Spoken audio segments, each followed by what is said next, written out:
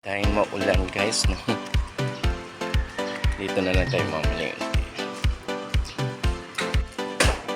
You know?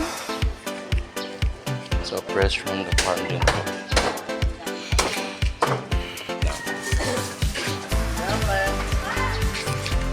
Ano ba yung hindi naman? May maganda pang ano dyan. At saka balon-balunan. Magkano kalahating kilo niyan? 95. O, kalahating kilo lang. Ayan, may mga pang may lapu-lapu o yung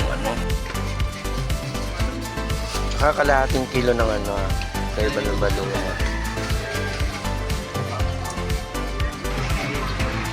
So ayan na nga, may pinamili na tayo guys. Uwi na tayo. Ayan mga kabayot at nalinisan po ang ating balon-balunan. Kasama na rin po ang liyan po kanina. Tara na, luto